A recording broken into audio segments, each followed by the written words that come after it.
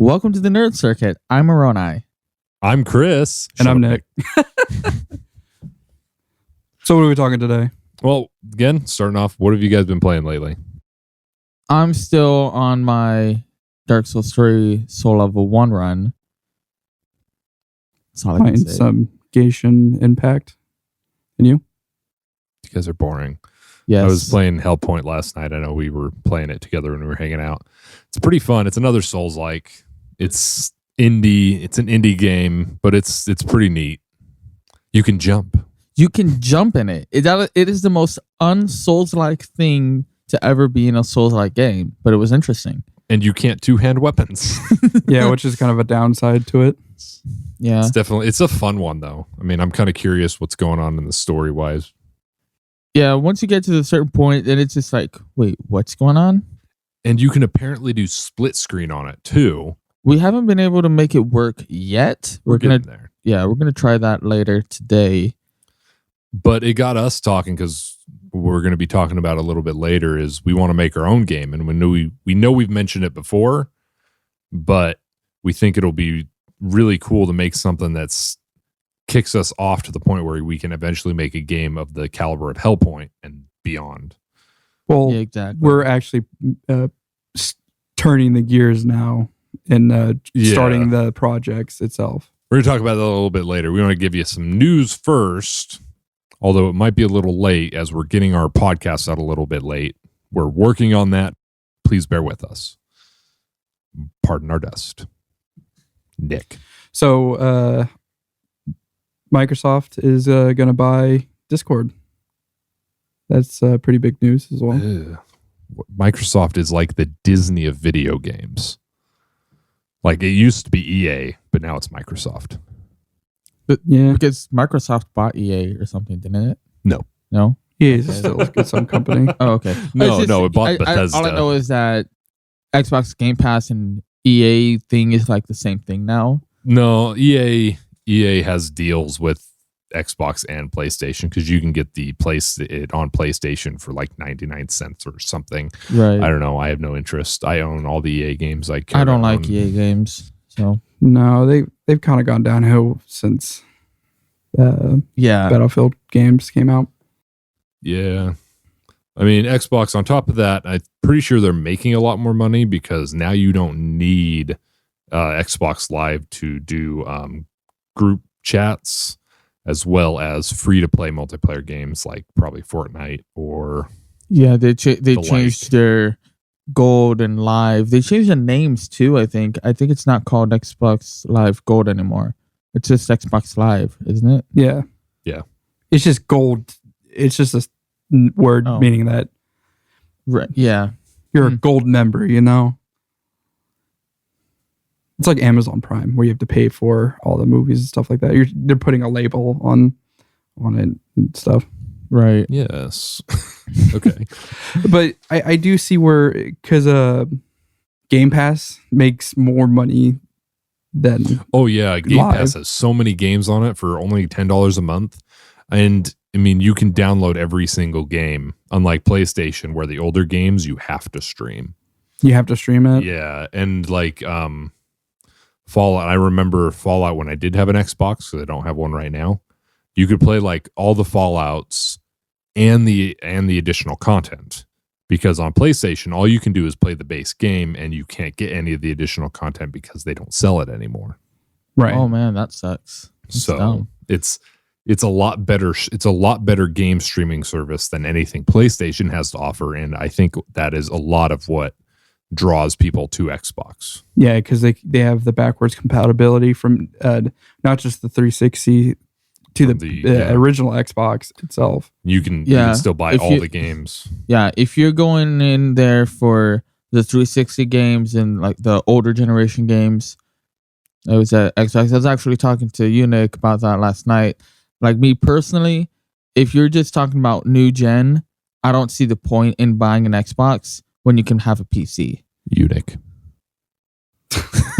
Yeah, because it's you're still getting the same software that you would get in a PC, like spec wise. Well, isn't is it already on, or were they saying that they're going to release the Game Pass on PC at some point? Game Pass is for PC. Yeah, so it's already Game had Pass, those. so Game Game Pass Pass is on PC. PC. So I mean, in the end, I think Xbox is making themselves irrelevant, but also making sure they can survive in the future, because eventually consoles are going to go to the side and it's all going to be PC. Okay, like PC and consoles, I feel like are two different worlds apart, because one is pricing. If you really look at it, a PC is like thousands of dollars, and then when you have these consoles, you can make it more affordable by downgrading some of the console stuff. is a lot more affordable. There's I would say, comfort level of like just having it on your living room TV. I mean, you could put your PC on a living room TV. It's not that hard. Everything uses HDMI cables nowadays. Yeah. So I think, but it is more console is more affordable. There's still some truth to the fact that a lot of people are getting away from console gaming. Any serious gamer is like, I need a PC.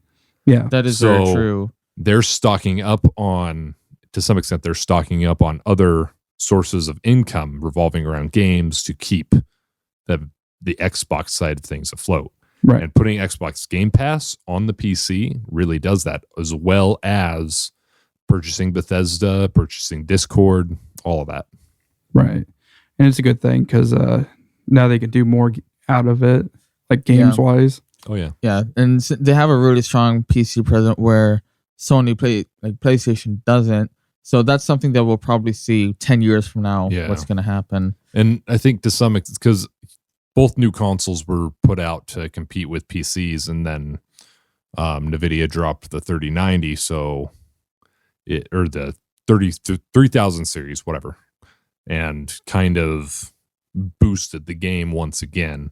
Yeah, exactly. So that consoles are going to take a little while to catch up yet again. But that's how it's always been, I think. That's how it's always probably going to be. Yeah, for sure. Well, the only thing that I'm personally worried about, because I mean, I don't have a PS5 or anything anyways, but I feel like one of the big things about PlayStation, for example, has always been the exclusives, and more of their exclusives are going to PC. And like this moment, it's already been a few months since PS5 has come out, and they only have 3 or 4 exclusive games. I don't think it's enough to make it worth buying a PS5. What are the exclusives now? It's Demon's Souls and Spider-Man. Spider-Man, you can get Spider-Man on the PS4. Right. They made it available on the PS4. So that one's not even necessarily even an exclusive. and Miles Morales, it's a short game. That's that's the other thing. Demon's Souls is a remake, and Miles Morales is a short game. It's basically it's what extension pack. Yeah, it's what Gat Out of Hell is to Saints Row 4, is Miles Morales is to Spider-Man. Right, it's just a single story. Mini full game that's tied to the main game that really isn't its own game. It's just a bigger DLC. Yeah, that should have been with. Yeah, because Spider-Man has 3 DLCs that expand the story, but they're pretty small. Isn't Miles getting DLC, or is that it? I haven't seen anything on it. No, I haven't either. That was like the thing. So like you think about, I want to buy a PS5, but like, why would you buy a PS5 right now? What are you can't buy a PS5 right First of all, you can't. But if you could, what games would make it worth buying it? Really nothing. Not or Minecraft nothing at the moment. No, you can play Minecraft on your computer. Yeah, that's true. But I'm just saying. No, I think eventually Ratchet and Clank's going to come out. Yeah, they have games to come out. Like they have Ratchet and Clank. They have Horizon. They have Godfall, but that one didn't get very good reviews. Oh yeah. See, I even forgot about that. Talking to the mic. Bite me.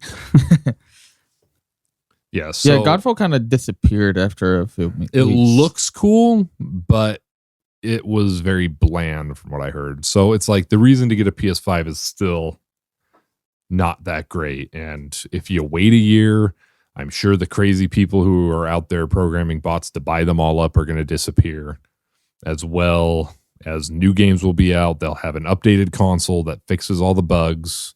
That's the other thing. New consoles for the first wave of consoles is always full of bugs. I think they should, because of the like constant purchase buyouts on their website and anywhere, just have a pre-order. Like, do the pre-order still. Like, when you get a new one, you automatically still get one. I don't think you can. They can't. The thing is, you can't just get a pre-order. I think because they won't have enough to fulfill all of that, and you'll have a pre-order, and there'll be people waiting a year to get their pre-order. Right. Last I checked on PlayStation's website, there was no pre-order option. Yeah. Jeez. That's how bad it is. Something I was reading up into it actually is one of the reasons why there's been such a shortage on PS5 and Xbox consoles and like the 3000 series graphics card. Yeah, I've heard that the companies that make the chipsets for them are having there's a worldwide shortage of capacitors or something. It's all I'm not sure what they're made out of, nickel or silver or gold or whatever. There's a worldwide shortage of that, so they can't make the pieces. They can't make the pieces that make the circuit boards. Yeah, and that makes sense, especially with everything going on COVID-wise this past year. Yeah, so all production supply chains have been all sorts of messed up. So I mean, it's not terribly surprising. Yeah, and I read that they were making plans on expanding in production, opening more factories and stuff, but it would take, let's say, 2 years to get a new factory up and running for to meet the current demand.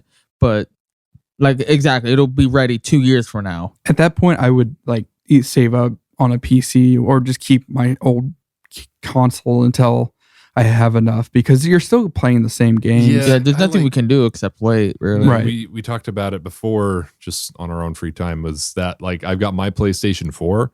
I probably don't play 2/3 of the games I have on there. Yeah. That I've never played them.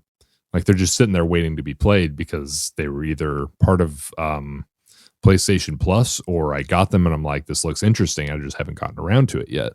Right. So, I mean, I'm not in a rush. Yeah, there's some games I would just buy and just like leave there and not be able to play them. Yeah. And you just get something else that you're more excited about and you kind of forget about it.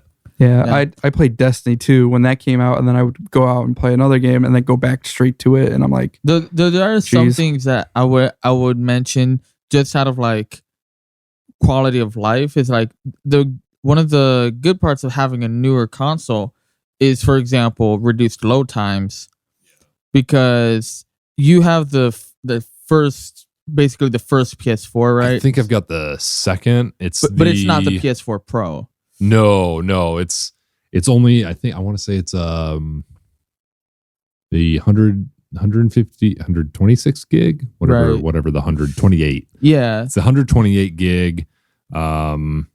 It's the Destiny 1 that came out with I think the second big expansion. It's got like the print on the top of the map, and I've had it first game. Yeah. Oh yeah. So I've had it for 6 years now. Yeah. So one thing that I've noticed just playing on yours, the same games I've played on mine, which is a PS4 Pro, the loading times are about twice as long on your PS4, and on a PS5 they're basically eliminated. It also sounds like a jet engine. I think that's what the problem was with PS4s. It just sounded like the older ones, though. I need to open it. I opened it up and cleaned some of it out, but to open up the rest of it, I just didn't have the tools at the time. Right. But I'm getting a PC soon anyway, so eventually I'm just going to be stocking basically all the games I have on that back onto the PC so I can play on that. Even though in the end, the PC a lot of the time is going to be used for work. Right. Yeah. It's like I have the Xbox down there behind you. I don't see an Xbox. If you want it, you can have it. I don't really care. For free? No, $50. $50? $150. Yeah. Why didn't you just jump up $100? I'm joking. I don't need to spend money on it. No, it's just Do you need to bring it over and yeah, we could play it on? I just need to get a new cord for it. But, yeah. Like I said, eventually we'll get a house when we move in and are both done with school and move out of the apartments we're in and roommate. Yeah. Congratulations on. I'm almost done with school. Almost finished. Didn't you say that like 2 weeks ago?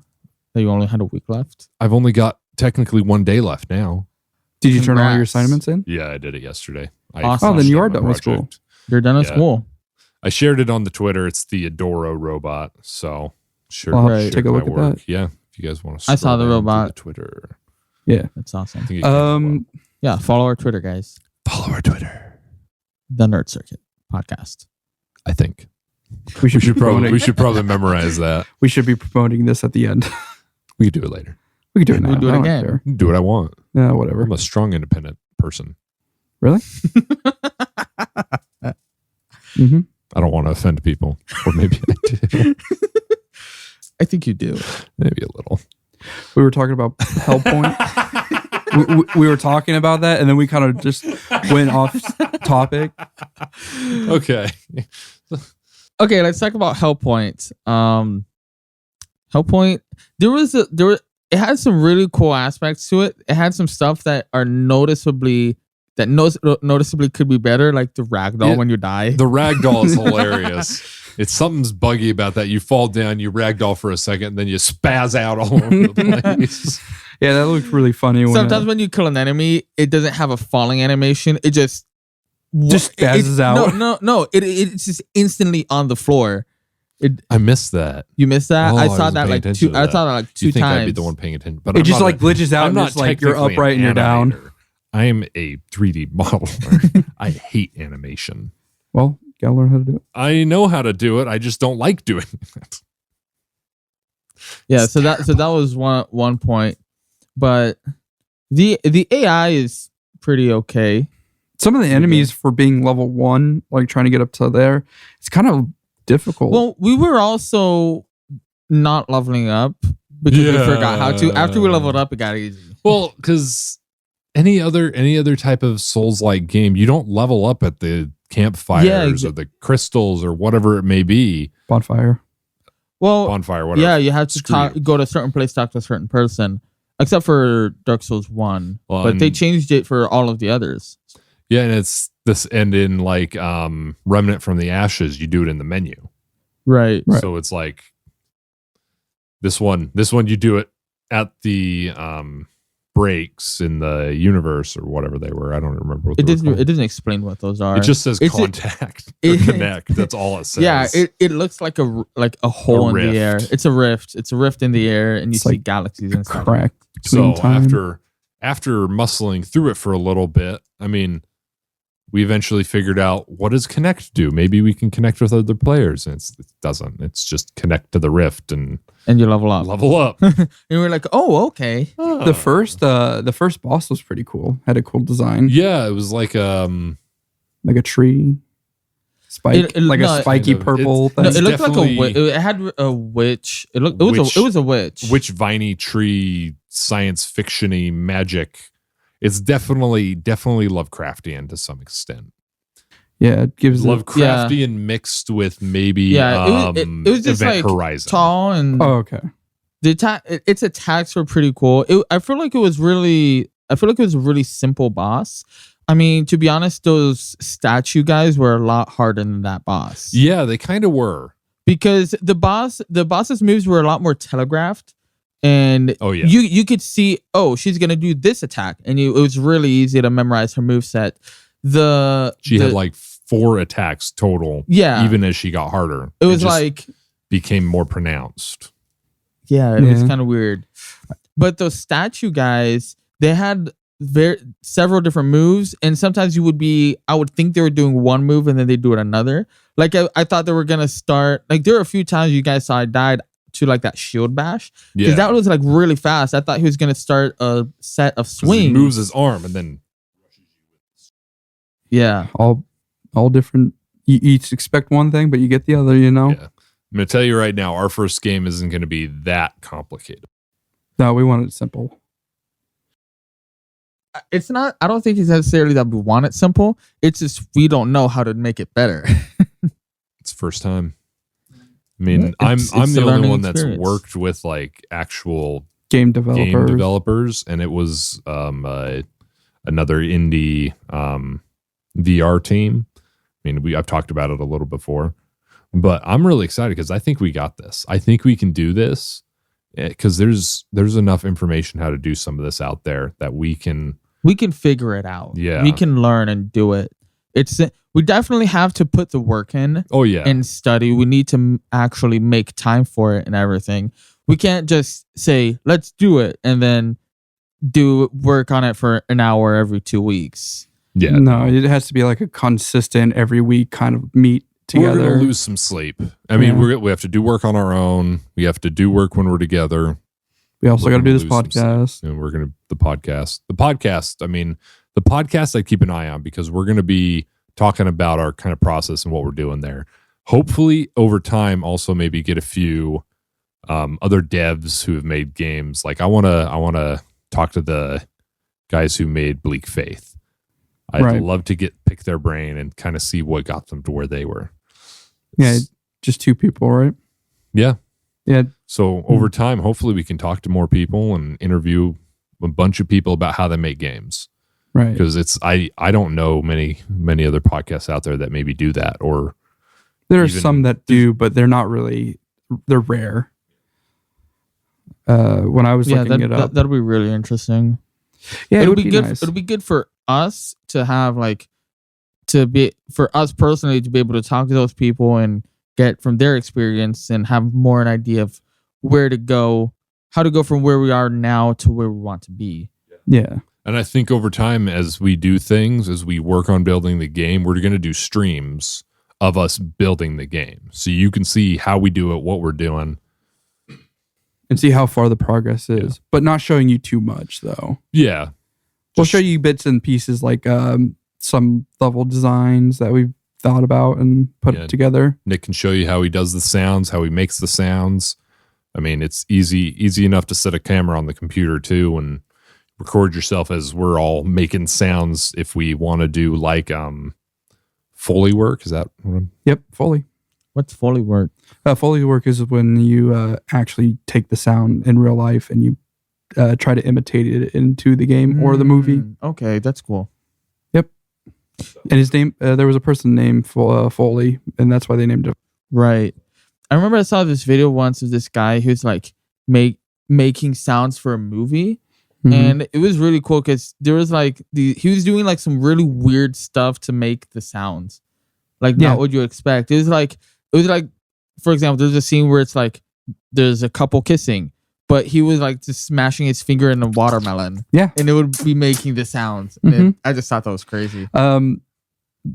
Celery. Smashing his finger in a watermelon. That's the only way I can explain it. Celery is assimilating bones breaking. Personally, I like breaking real bones. And like walnuts, like the nuts that have like the shell still on it, and you crack it. It sounds like a skull being crushed. It's cool. I want to know how Foley artists know what these really sound like so they can compare them. I'm pretty sure Foley artists are just a bunch of serial killers. Probably. From that explanation right there. It's funny. It's good though. But it's funny. Nick is a serial killer, apparently. Well, you can also ask him. Like, there's that. I forgot his name. I should remember his name, but I don't. The guy who played, Freak in the Lord of the Rings. Yeah. Who played Saruman in the Lord of the Rings?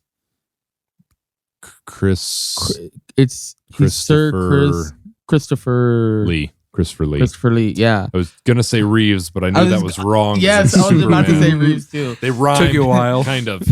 Yeah. So yeah.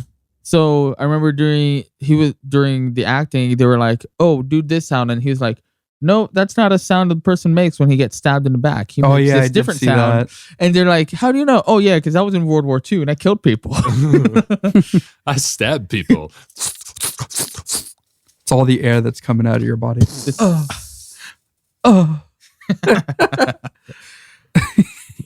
You know that's going to be on the podcast, right?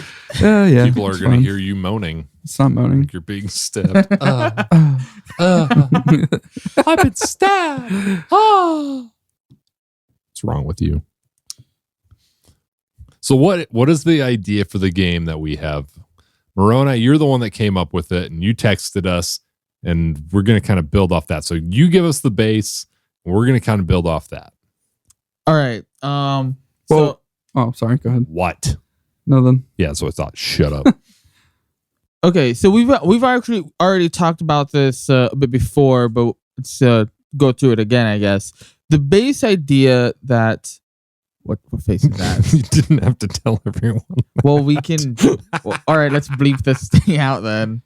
Oh no! Oh wow! That's gonna be cut. These noises are beautiful. Please don't do that. So the idea, just get the idea, please. Okay, so the idea I had, I was picturing a group of explorers, kind of like scouts, I would say. They're in this alien world. They're in this alien world. They land their aircraft, and they're looking for natural resources that are low or that are missing from wherever they're coming from. As they're exploring, they find these ruins, broken down walls, a broken arch. You walk in, all these big buildings, these big domes, and as they're walking in, there's the front group that are going in, just scouting out. There's the other group of people getting all their tools and equipment out of the ship. A ship of pirates comes in and attacks them. They start running into the city. The guards start fighting back. They start running into the city to take shelter. So a smaller group manages to get away. They hide inside one of the bigger buildings. They're just listening to the sounds of fighting until all of a sudden there's nothing left. They don't hear anything. They wait a couple hours to walk out, and then there's nothing there. No pirates, no blood, no bodies, no ship. And they're just like, what just happened? Where did everyone go? What do we do now?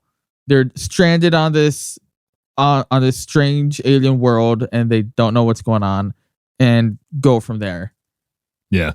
So my thought was change it up, because I feel like there's a few coming out that are kind of similar concept to that, where it seems like there's ruins and maybe there's some magical force that's keeping somebody stuck on the planet. I can't remember the name, but it sounds kind of similar to a PS5 game that's coming out a little bit later.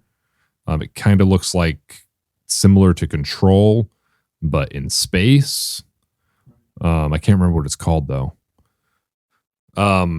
So my thought with that was change it up to where they aren't ruins, but it's like an actual civilization is there, and they stumble on it. And it's like fairly primitive civilization, but after being attacked by the pirates, the civilization kills or captures the pirates. The rest of the crew takes the ship and strands them on the planet. And you've got to fight pirates. You got to fight these primitives to get back. And it's like, it's less of a magical mystery, more of a action survival. Yeah, something like that. Either way, it's going to be kind of science fiction-y, right? And that's kind of the idea. Right. Yeah, the idea is for it to be more science fiction-y, not really too magical. But that does sound interesting. I like the idea of adding in the primitives or the people from the world, and makes sense that there would be a society there. It's like kind of like if Star Trek didn't have rules against other races. Yeah. And other developing planets, where one group of aliens goes down to the planet for the resource, another group of alien attacks, and this third group of alien is just trying to live their lives on the planet, and now they see all these enemies and they don't know what to do, so they attack. I think that was cool, like a cool idea. But what I was trying to, I don't really like the pirates idea, in my opinion. You just don't like pirates. I don't. Well, because I was thinking, if we do that, I kind of want to have it like kind of a survival-esque feel, but not really. Is to have it like this planet has like an impulse, like electric discharge. EMP? Yeah, an EMP, and it blasts and fries the thing, and then they crash. And then they go out and they find these primitive people and stuff like that, and be able to survive from the crash, because that'd also be an interesting idea. And then they would fight. We could, instead of being pirates, they would be fighting to survive against like the beasts and creatures or whatever of the world. Yeah, they could still you could still have like the primitives, like you still have to fight. Yeah. What would the EMP come from though? The discharge of just from the planet's core. Yeah. Discharges a it could just be a storm. Please stop saying discharge. Discharge. It could just be a storm. Electrical storm would be a little bit better. I think an EMP charge would be. It sounds a little too close to Outriders to some extent. It could where be the planet, science fiction. I mean, yeah. I'm just trying to. My thought when trying to make a game is try and make it a little bit more original. There's a lot of games out there recently where people get stuck on a planet, start the new civilization, and this planet. No, this is not starting it. This is this is surviving, trying to escape. That's no. That's they're trying to survive in these other games as well. It's the way that they get stuck there. It always has to do with some magical, mystical force that isn't quite explained. And it's like it's like Marvel using the word quantum and everything. Yeah. It's a simple way to explain something they don't know how to explain. That's why I was thinking of something simple like they got attacked by pirates. Yeah. Make it a lot more. Yeah. Either that or a storm. Physical. That'd be easier because there would be electrical storms because it's called lightning. Whereas an EMP from the center of the planet, I don't know how you'd explain that. I mean, the only other explanation I could think is if they were flying low and a asteroid hit, kind of like how when a nuclear missile hits the atmosphere after being launched back in, it hits and creates an EMP. Supposedly asteroids do the same thing, and it would ruin the electric devices. So that might work if you had them already on the planet. I was thinking that quite the coincidence. And say that instead of saying it comes from the planet. Well, it's an idea, but I was just saying. Yeah, like that's why we talk about it, right? Yeah, that's Nick hates me right now. He's giving me the stink eye. I agree about trying to make something original. Yeah, because I can't find the game that they were talking about. Yeah, that's the other thing. Me personally, I don't think I want to make it like, I don't want to add survival mechanics in. I don't want the game to like, you have to stop exploring the area or going forward with the plot because you're looking for food and water for your character to survive. We could always have the aspect of having that. Having what? Say again? Survivability stuff. Nick said survivability stuff. I don't want to make it survival. Like, I think survival should be a plot.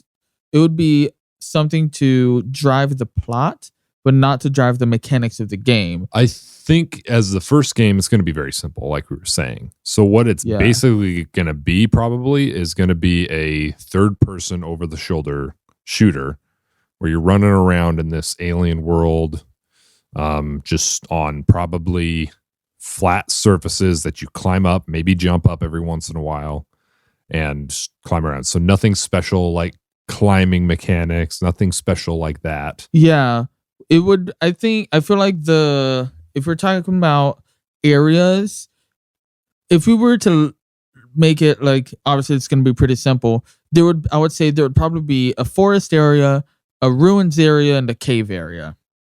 If I would just name three. Also the spaceship. And also the spaceship, yeah. Eventually. Unless the spaceship. We don't necessarily need to have a spaceship because it'll just be like you just get in the spaceship and fly off and true. End of the game. That's the point. Yeah. It could even easily be a over the top third person too. It could, instead of behind the shoulder. I like the third person idea. I think it would work. We we have a lot to learn, and we're gonna have to figure out how to make the guns work, and et cetera, et cetera, et cetera. There's a lot to figure out. It'll be interesting. It'll be a ride. Yes, it will.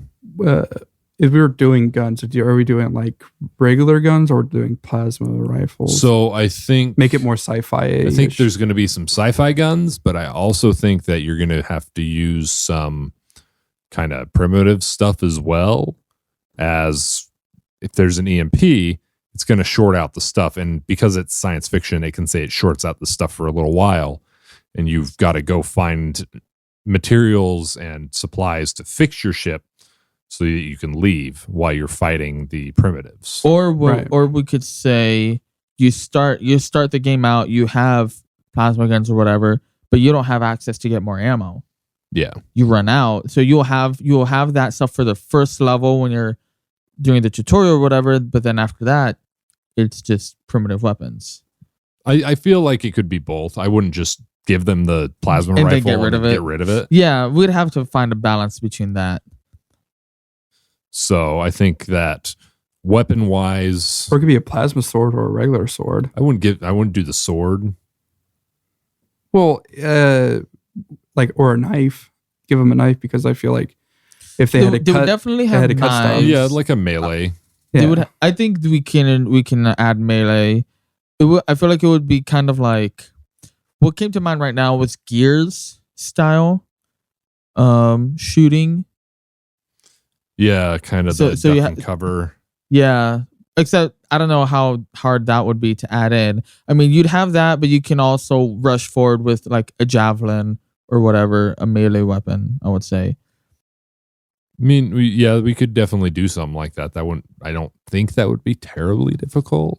Okay, so what just came to mind, what I think would be interesting, obviously it's an alien world, whatever the creatures there could be immune or stronger to plasma and stuff, which would force the character to use quote unquote primitive weapons like knives and javelins or a bow and arrow to kill the beasts and creatures, whereas you can use your guns and weapons against the primitives. Oh yeah, okay. That would be would there be any crafting like I think crafting would be too much. No crafting? No. Not for the first game. Well, I love crafting in games, but that's going to be hell. No, not for the first game. I would so we could just like pick up weapons off these people. Are they going to have derivation? So you basically, I think they drop, one person drops the weapons, then you have a weapon wheel of maybe 6 weapons.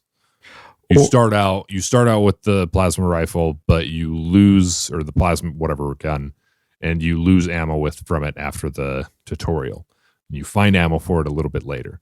And it's kind of one of those games. As you go, you find the better weapons, and the better weapons are going to be important for fighting certain enemies in whatever part you're in. Yeah. Right. It's like you find a dead primitive and he has a spear next to him as you're walking into a forest, and then you need that spear to kill a beast. Yeah. I would like to say these kind of people are kind of like a little advanced. They started metalworking. I mean, yeah, we could definitely do that too. Because I feel like I don't want to be behind Stone Age. Bronze or Iron Age. Yeah, when we say primitive, I think it would just mean comparatively speaking. Comparatively speaking, they don't have computers and Starflight. Right. That doesn't mean they don't butt naked Indians. Pre-engine, pre-Renaissance-esque era. Yeah, where they make swords and shields and stuff like that. Somewhere between kind of Indians and Romans, right? Somewhere in that they have civilization, like Egyptian too, like all of those, just anything kind of in between there. Okay. So you could go Greek, Roman, Mayan, they're not barbarian people. They have a civilization. Yeah. They just don't have technology, and they're reacting to the strange technology in the way they know how, which is violent. To destroy it. Right. Because they don't understand it. Yeah, because you can't communicate. They speak weird alien language. Yeah. And they don't necessarily have to be human. None any of of it, the, none of them none have of to the be human. characters. Yeah. We can I make think them that'd all be weird interesting. little alien creatures. That'll be entertaining. It'd be cool. Well, it would be nice to have humans, Well, and then having like going to. I think they would be humanoid, Humanoid, yes, but not not human. human. I think that'd make it more interesting. yeah, they're like a. Like think Ratchet, another think Ratchet and species. Clank. Yeah, It would be a mix. What? Like because Quark isn't even technically human. He's only got 3 fingers. Who knows what Quark is? Yeah. Be like Mass Effect, where you have a crew of mixed individuals. I mean, I'm going to say no, just out of simplicity. You still got to realize we are still very new at this, Right. so it's going to be think simple before you think trying to make it a huge game. Right. No, I'm just asking questions. So 3 species. Yeah. Just 3 species. Probably 2. 3 if we have 3 if we include If you include pirates. 2 Well, then you got creatures. creatures. Yeah. So creatures and but 2 or 3 species. yeah, it would be whatever the native. I think you should call them native instead of primitive. Native works better.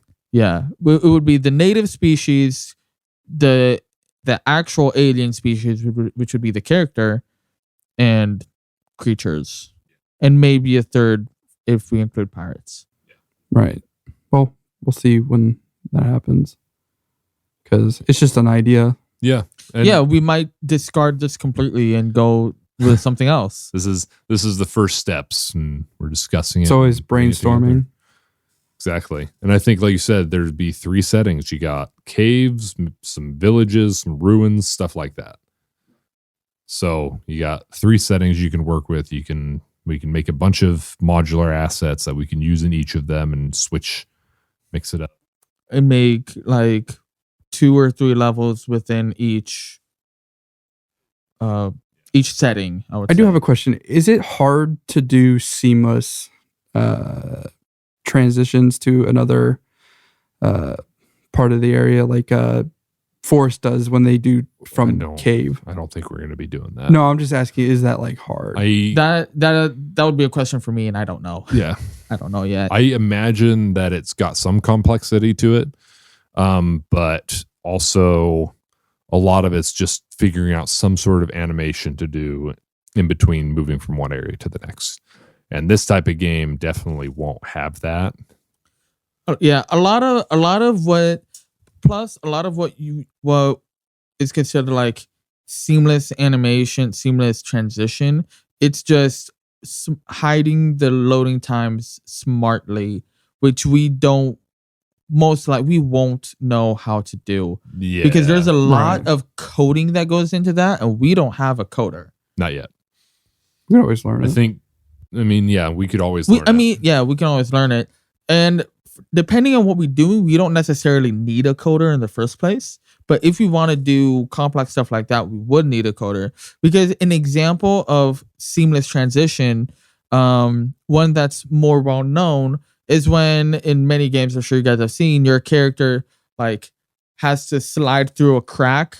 You get to a part and then they slide through a crack to go to the next area. That's just hiding a loading screen. Like Nick was saying, that's what they do in the forest. Like when you're going into the caves. Yeah. Can you hide it within a cutscene?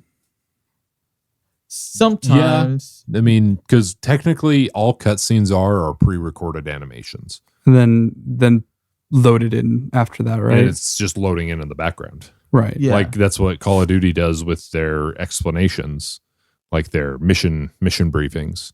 They do their mission briefing cutscene and it's loading. So that's why when it's done loading, you can hit X to skip.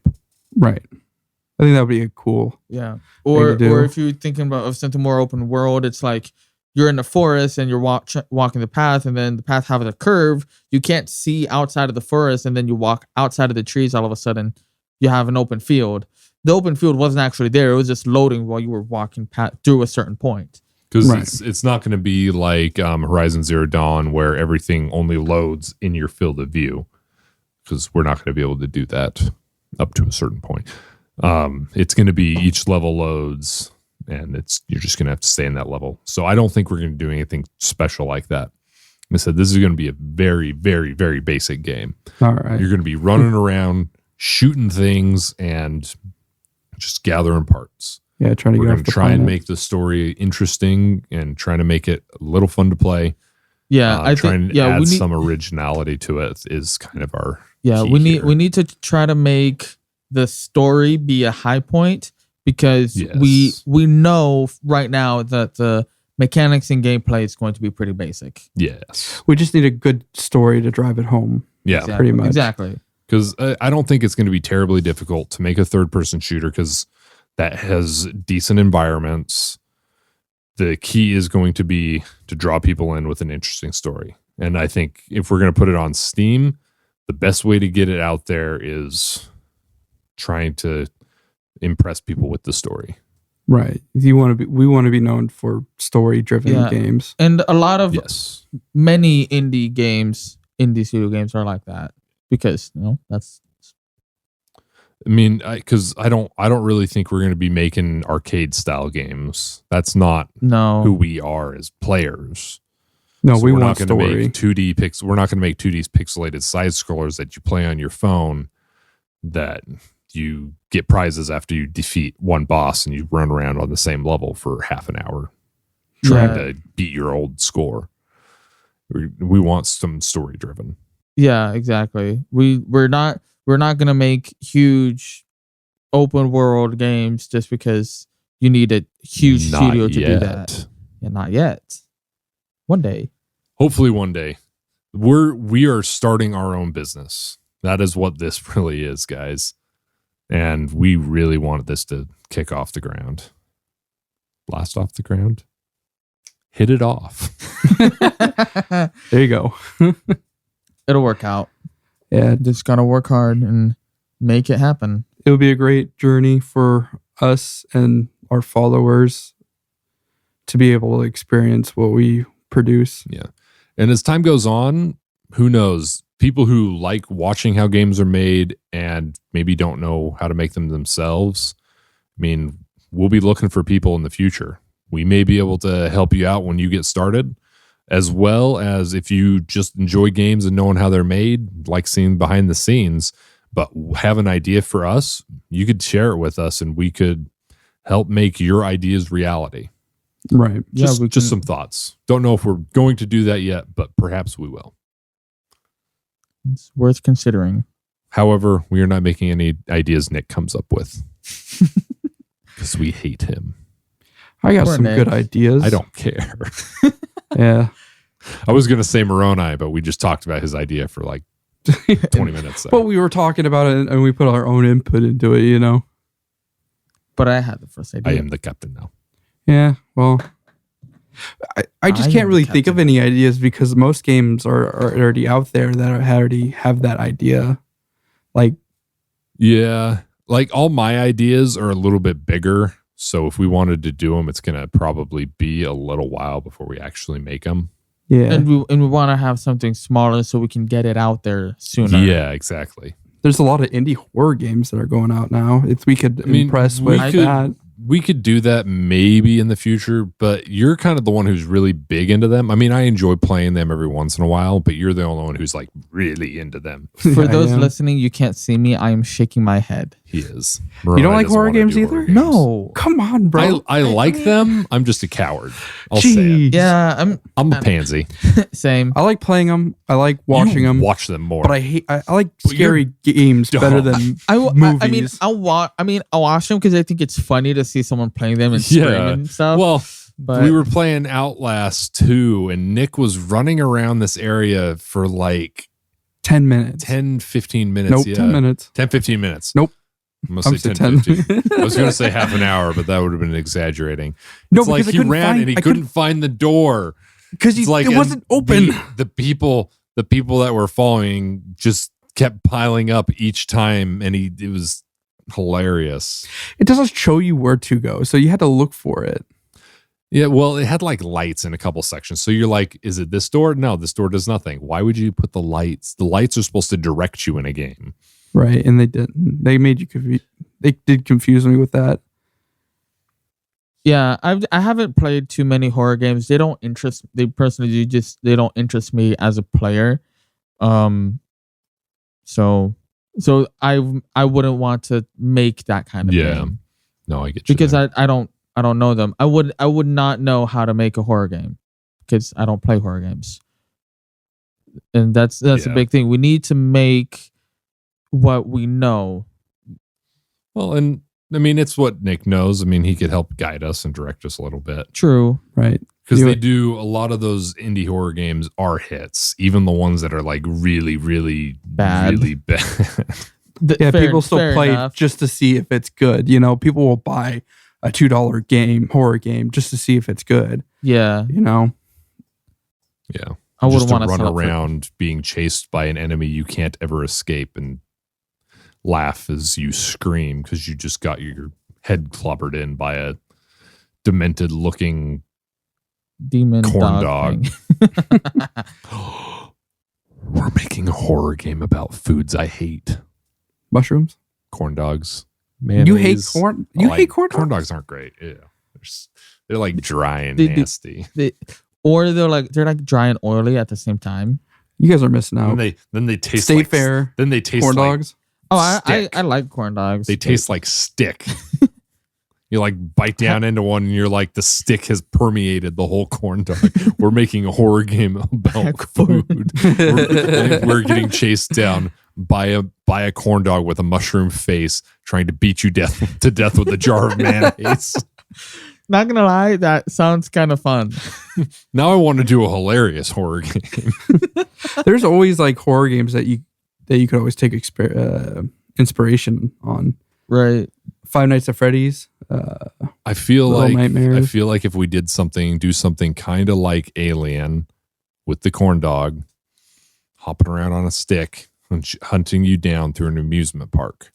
And it has a weird, cheesy amusement park song playing every time the corn dog shows up. Can't do that one. Ignore that. I'll cut it. You might want to cut that. I'll cut that one. So we just cut something because I might have done some copyright stuff. Yeah. Wait, what was it? What was it you were saying? It was from the Wizard of Oz. Yep. Oh yeah, that's getting cut out. I just got to mark it. Jesus Christ. Stop. No, I just made that up. That's nothing. If somebody claims it as something, you're a fool. It could be something. It could be into something. That's the song the corn dog sings when it comes to kill you. But in la la la. La la la. La la la. It's so weird. Exactly. Corn dog. It is. It's not even terrifying. It's just like we have our second game idea, everybody, and you're gonna all hate us for it. It's terrifying to some people. Imagine running through an abandoned amusement park where you're trying to. I don't even know.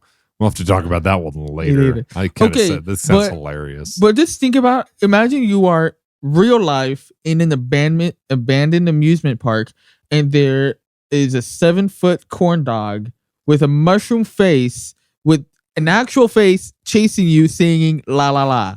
Carrying a jar of mayonnaise. That would be terrifying. It would scream. And it's not like a man in a hot dog suit. It's like the hot dog with the face hopping on a stick. Yeah, it's a real life. What's another with like macaroni arms, macaroni and cheese arms, carrying that jar of mayonnaise. We'll call it Chris's Food Nightmare. And then when you get caught, you wake up. I'll be the main character. No, you don't wake up. You get fried. Oh, wow. You get fried and eaten by a mushroom mac and cheese corn dog after getting beat to death with mayonnaise. Did he pour ketchup on you? No. No, you just die. Ketchup. I mean, ketchup's not my favorite, but mustard. I'll eat it. I love mustard. Yeah. Well, this is not a food podcast, so. It is now. It's a food horror podcast. Oh, no. Mushrooms.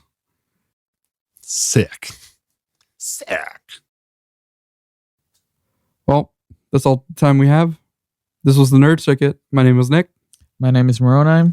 And I'm Chris. And don't forget to subscribe to our channel. Check out our podcasts on iTunes and SoundCloud when we eventually get them up there, as well as check out our Twitter at Nerd Circuit Podcast, I believe. Yeah. Got it. I win. Yep. Have a good day. Peace.